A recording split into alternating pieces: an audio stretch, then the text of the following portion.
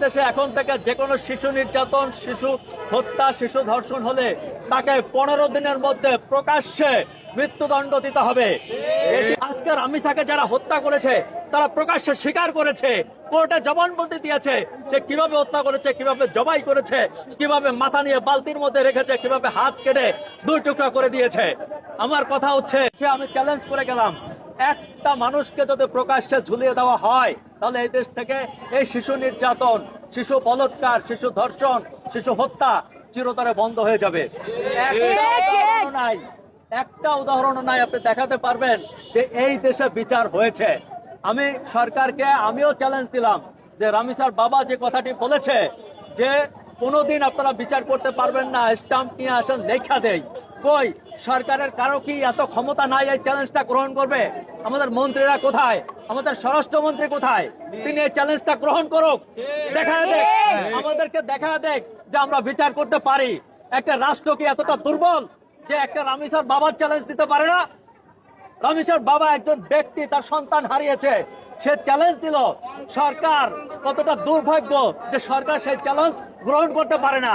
লজ্জা লাগে না? আমাদের লজ্জা লাগা উচিত, লজ্জায় মরে যাওয়া উচিত।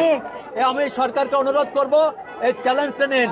আপনারা জানেন যে সোশ্যাল মিডিয়াতে এখন দাবি উঠেছে, আমি সেই দাবিটার সাথে একাত্মতা প্রকাশ করে আপনাদেরকে, সারা বাংলাদেশের মানুষকে, সকল পিতাদেরকে বলি এই দাবির সাথে একাত্ম প্রকাশ করেন।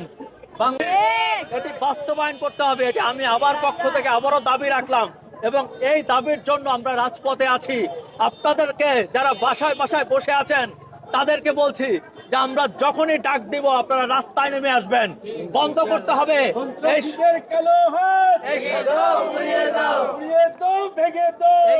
সন্ত্রাসীদের ডেরা। আমাদের দেশ হতে পারে না।